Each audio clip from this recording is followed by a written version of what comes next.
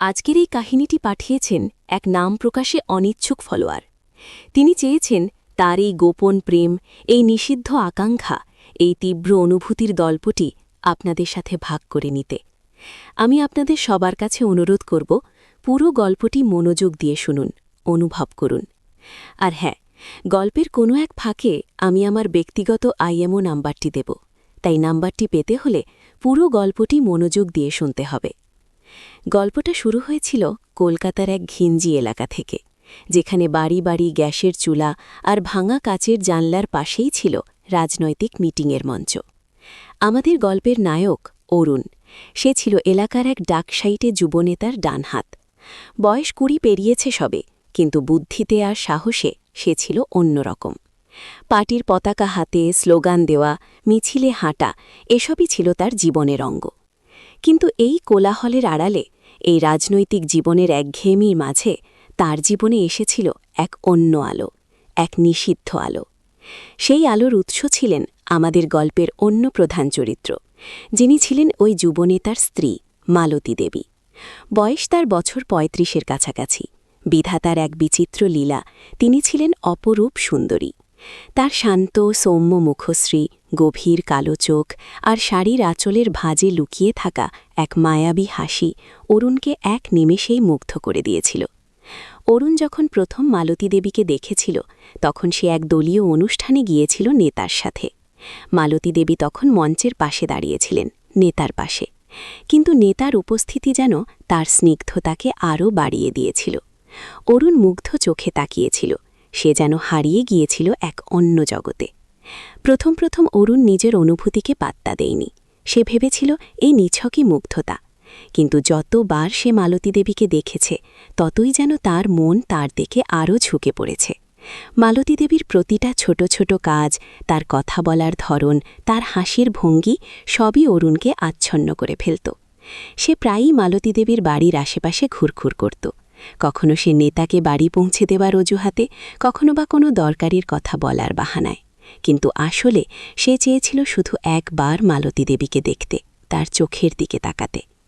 মালতী দেবী নিজেও কি কিছু বুঝতেন? অরুণ যখন তার বাড়ির সামনে দিয়ে যেত, তার চোখে একটা অন্যরকম আভা দেখতে পেতেন তিনি, একটা অন্যরকম আকুলতা।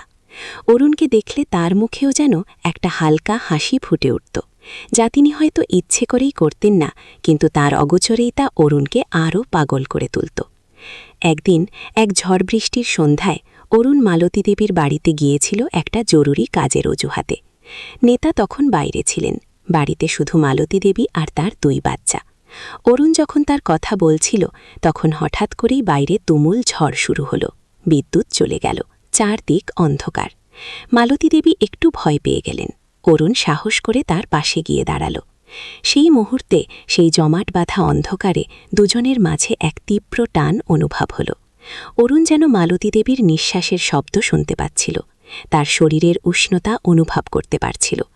আর মালতী দেবীও যেন অরুণে এক আশ্রয় খুঁজে পেলেন। সেই রাতে বিদ্যুৎ আসার পর অরুণ যখন বাড়ি ফিরছিল, তখন সে বুঝতে পেরেছিল এই টান আর নিছক মুগ্ধতা নয়, এ এক গভীর নিষিদ্ধ আকর্ষণ, এক অপ্রতিরোধ্য প্রেম। কিন্তু এই প্রেম তো সমাজের চোখে অপরাধ, এই প্রেম তো নেতার প্রতি বিশ্বাসঘাতকতা। অরুণ জানত এই পথের শেষ কোথায়, কিন্তু মন তো মানে না কোনো নিয়ম, মানে না কোনো বাধা। এরপর থেকে তাদের গোপন দেখা সাক্ষাৎ শুরু হল নেতার অনুপস্থিতিতে।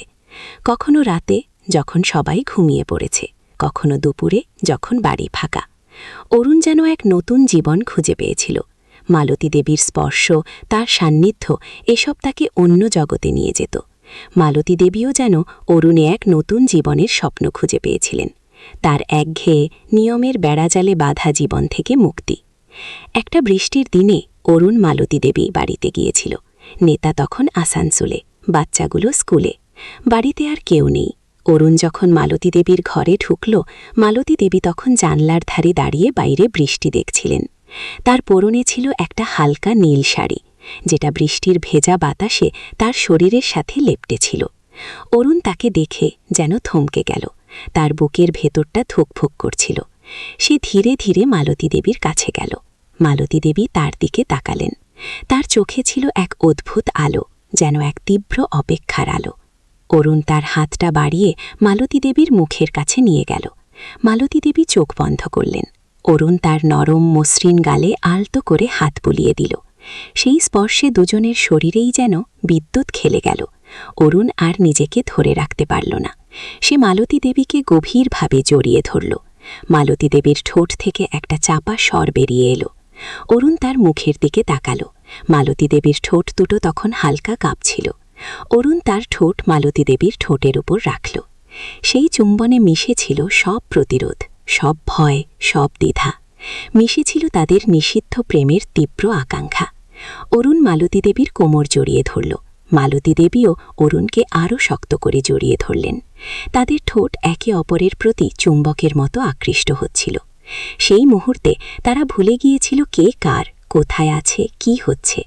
তারা শুধু অনুভব করছিল একে অপরের উষ্ণতা, একে অপরের নিঃশ্বাস, একে অপরের হৃৎস্পন্দন। অরুণ মালতী দেবীর ঘাড়ে মুখ গুজল, তার নরম চুলগুলোয় হাত বোলাল। মালতী দেবীর সারা শরীর কাঁপছিল। অরুণ যখন মালতী দেবীর কানের কাছে মুখ নিয়ে গেল, ফিসফিস করে বলল, আমি তোমায় খুব ভালোবাসি মালতী। মালতী দেবীর চোখ দিয়ে জল গড়িয়ে পড়ল। তিনি কিছু বলতে পারলেন না, শুধু অরুণকে আরও শক্ত করে জড়িয়ে ধরলেন। অরুণ তার শাড়ির আঁচল সরিয়ে মালতী দেবীর মসৃণ ত্বকে আলতো করে চুম্বনের পর চুম্বন এঁকে দিতে লাগল।